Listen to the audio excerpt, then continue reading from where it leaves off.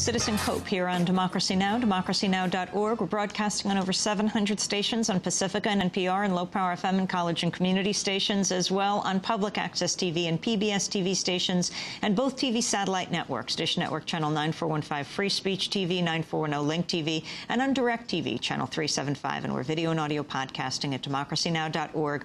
Our headlines are also available in Spanish for any radio station to take. You can get the audio at our website. You can read the transcript of those headlines in Spanish. Well, in South Africa, the deputy leader of the African National Congress has been chosen to serve as interim president following the resignation of Thabo Mbeki. Mbeki resigned Sunday over allegations of interference in a corruption case against political rival and current ANC leader Jacob Zuma. In a televised address, Mbeki said he would heed the calls to step down, but denied the charges against him. I've been a loyal member of the African National Congress for 52 years. I remain a member of the ANC and therefore respect its decisions. It is for this reason that I've taken the decision to resign as President of the Republic following the decision of the National Executive Committee of the ANC.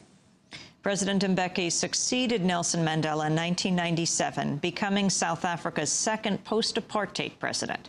His replacement, Kgalema Motlanthe, is a former trade unionist who serves years in prison under the apartheid government. He'll serve in office until South Africa's national election in April. The infighting that led to Mbeki's resignation has put a spotlight on the African National Congress's dominance of South African politics. On Monday, the Archbishop Desmond Tutu said politics have divided the movement that once led South Africa's liberation from apartheid. President Mbeki has scored many significant achievements in our economy and in promoting peace in Africa, most recently in Zimbabwe. But he has made many enemies, even within his party, for his intolerance of challenges and dissent. Those enemies have got their revenge and are gloating as they rub his nose in the dust. There is nothing principled about that. It is old-fashioned, good old-fashioned tit for tat. Our country deserves better. The way of retribution leads to a banana republic. I am deeply disturbed that the nation, the state, South Africa, has been subordinated to a political party. The Archbishop Desmond Tutu speaking Monday. For more on the Mbeki resignation, I'm joined by South African poet and activist Dennis Brutus. He was a leading opponent of the apartheid state. He helped secure South Africa's suspension from the Olympics, eventually forcing the country to be expelled from the Games in 1970. He was arrested in 1963, sentenced to 18 months of hard labor on Robben Island off Cape Town with Nelson Mandela. Today, he's professor emeritus in the Department of Africana Studies at the University of Pittsburgh and professor at South Africa's University of KwaZulu-Natal.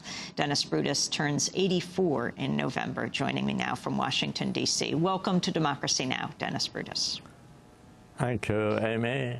Glad to be with you. Your thoughts today as Thabo Mbeki steps down? Yes, well, he steps down, as you know, and at the same time he announces, I continue to be a loyal member of the ANC, and he accepts the fact that he has been asked to resign by the ANC. He will be succeeded next year by Jacob Zuma. But as Desmond Tutu correctly pointed out, this is really a factional conflict between two sections within the ANC itself, and unfortunately not going to make much difference for the position of the people of South Africa as a whole, because they share pretty much the same neoliberal ideology. So I don't see any difference in policy. There'll be a kind of a crisis, a power struggle, the replacement of one set of loyalists by another set of loyalists. But the central ideological issue is pretty much the same on both sides. Explain the central ideological issues. Well, it seems to me that when Mbeki succeeded Mandela, he was already committed to a position which said First, we keep the corporations happy. We don't want them leaving the country, and if the people have to wait, questions of housing, jobs, education, all of that will have to wait. First, we have to keep the corporations happy, and we conform to the requirements of the IMF and the World Bank, of the WTO.